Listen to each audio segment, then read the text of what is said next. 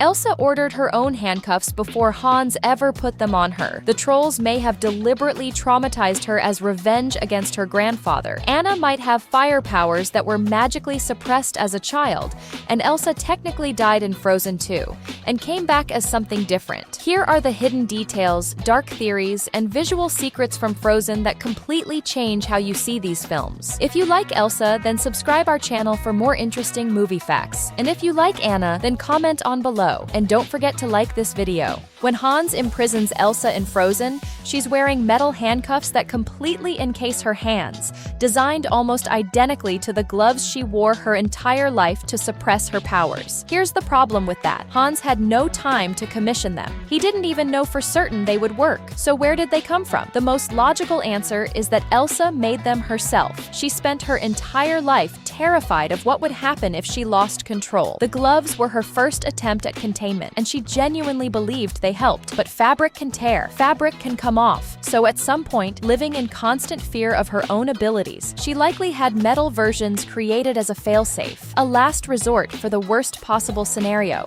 She never wanted the accident with Anna to happen again, so she quietly prepared for the moment she might need to lock herself down completely, long before Hans ever thought to use them against her.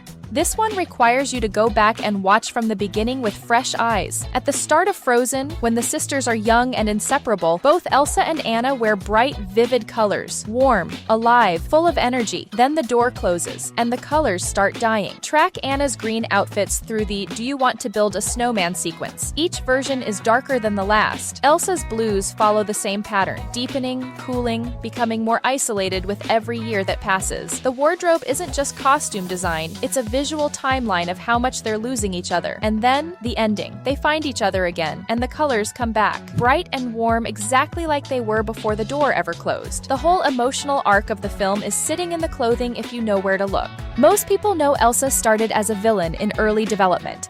What most people don't know is how far that version actually got before everything changed. Early concept art showed her with blue skin and blue hair. One version gave her an elegant coat made of living weasels, which is genuinely one of the most disturbing costume choices in Disney development history. A later version gave her black spiky hair and positioned her as a more sympathetic villain. The directors eventually made the call. Elsa shouldn't be the villain at all, and that's when the white hair, the isolation, and Let It Go were born. But here's the part most people missed. The Japanese theatrical trailer for Frozen still marketed her as the villain. It showed her with an evil grin creating the ice palace, framed as an attack rather than an escape, and it included a scene that never made it into the final film. Elsa standing on a mountaintop, unleashing a full destructive ice blast downward. That scene exists in a trailer. It just never made it into the movie you actually watched.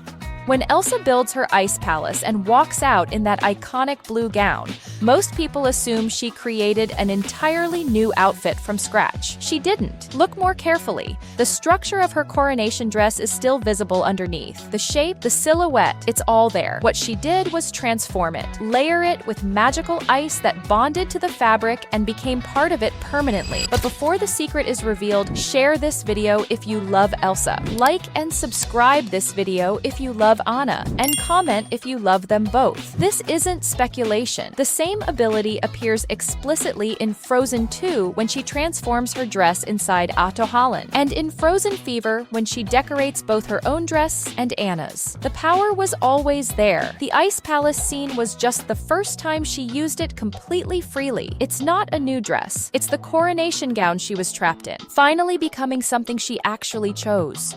The clothing tells one story, the hair tells another. At her coronation, Elsa's hair is tightly pinned, controlled, constrained, performing the role of queen while everything underneath is locked away. When she finally escapes to the mountains and lets go, she switches to a single braid, freer but still structured, still a version of control, just one she chose herself. In Frozen 2, her hair is completely loose for the first time, because she's finally found what she was always reaching for. Anna follows a parallel path. She wears braids through the first film, echoing her sister's style even while separated from her. After Elsa returns to Arendelle, Anna's hair loosens, and then at the end, when she steps into the role of queen, it goes up, tight and gathered, just like Elsa's was at the coronation. The responsibility passes between them, and the hair marks every transition.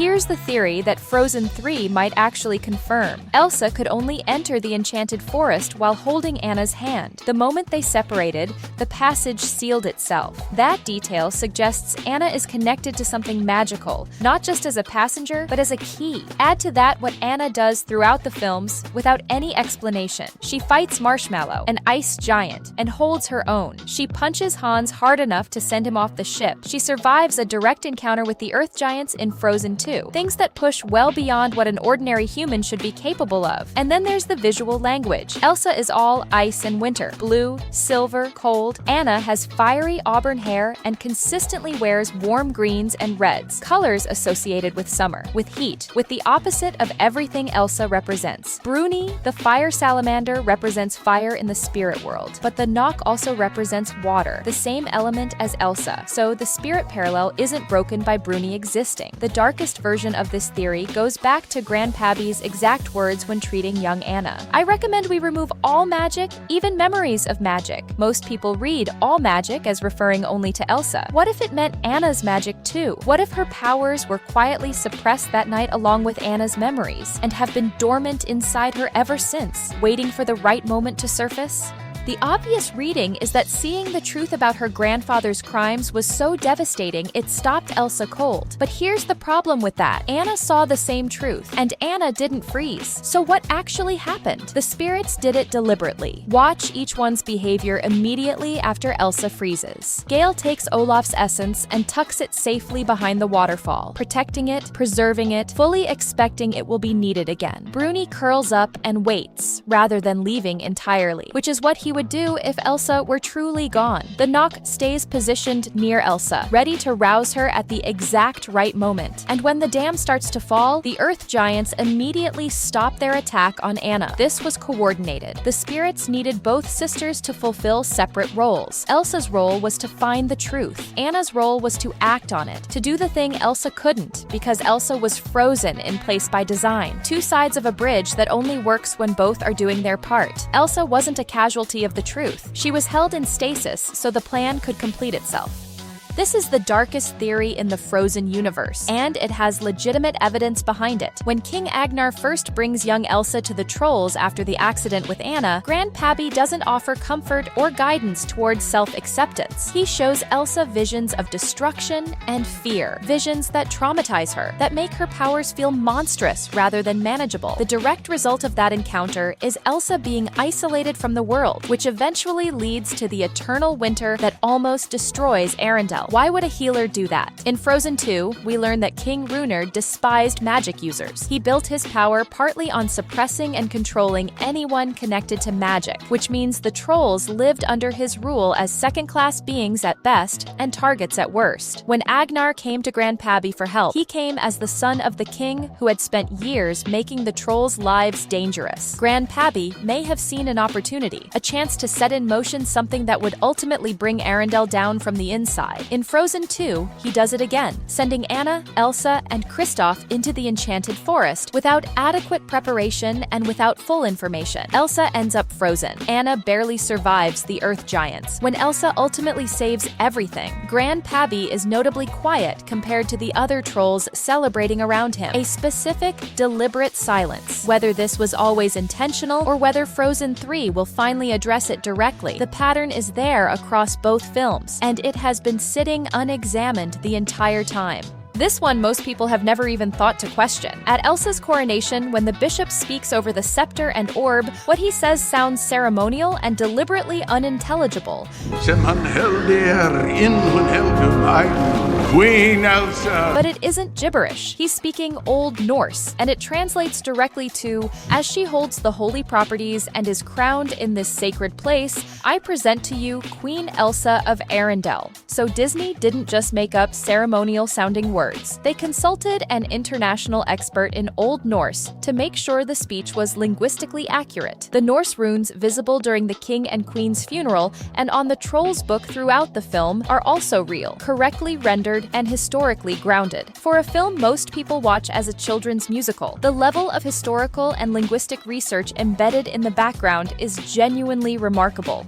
The film strongly implies it. The post-credits scene says it directly. When Elsa freezes in Achterhallen, her magic vanishes completely. Olaf fades away. Anna tells the general that Elsa sacrificed herself for the truth. These are not the words used for someone who is temporarily unconscious. When the dam breaks and the curse lifts, the knock pulls her from the dark water and she returns to Arendelle. But watch what happens when Anna sees her. Anna asks, "Is it really you?" Not, "Are you okay?" Not, "What happened?" Is it really you? The specific question you ask when you're not sure the person in front of you is the same person who left. Elsa only nods. She doesn't say yes. Then Kristoff says she looks different, asks if she cut her hair or something, and Elsa replies, "Or something." That's not a throwaway joke. That's a confirmation wrapped in deflection. And then Olaf's post-credits monologue to Marshmallow removes all ambiguity. Elsa's dead, Olaf's dead, Anna cries, and then a bunch of important things happen that I forgot, but all that matters is I was right. What returned from Achterhallen isn't quite the same Elsa who went in. She's the fifth spirit now, the magical half of a bridge that connects two worlds, still herself, but also something more than she was before. The question Frozen 3 needs to answer is what that actually means for who she's becoming.